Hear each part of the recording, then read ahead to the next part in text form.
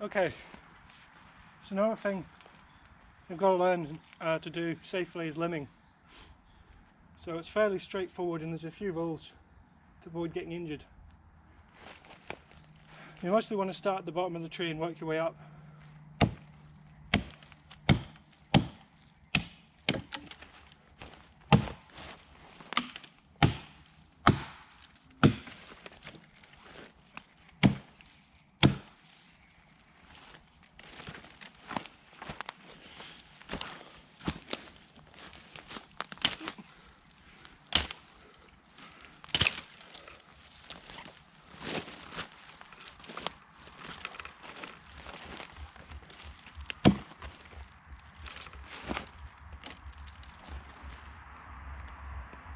Now, one of the golden rules that's often said is always cut on the opposite side of the log. So I'm only limbing on the right hand side, so the log's between me and what I'm cutting. So there's no danger of it glancing and hitting me. Now, often you can manage that, and I highly recommend that for beginners. But you can be far more efficient if you cut on your side as well.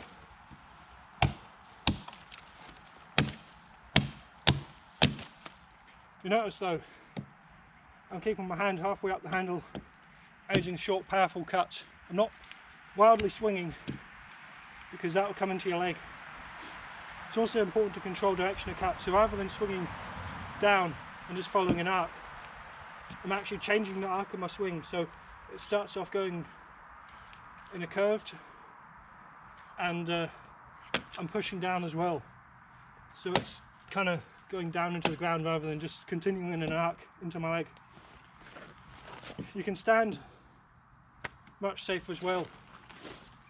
I prefer to keep my left leg out and my right leg tight in with a log and far back.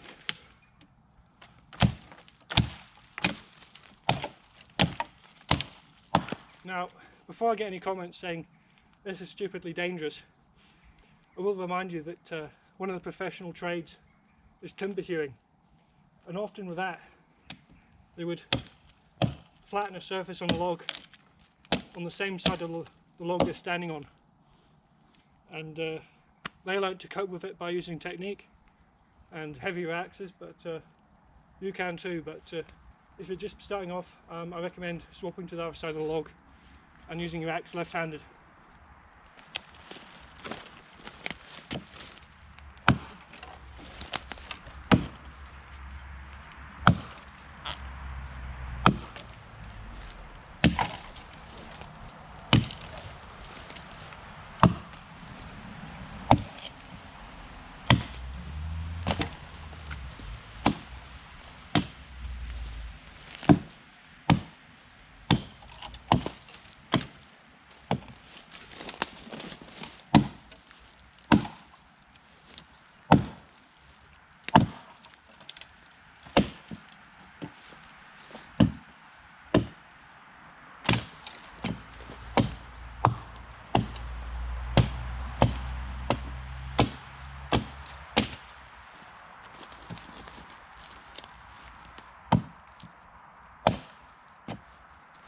Now, sometimes you get limbs that are a bit bigger and they can be difficult to get off with one stroke. So normally you kind of glide the axe along the side of the log and hit it. But with the bigger ones, sometimes it helps if you put an angled cut into them first.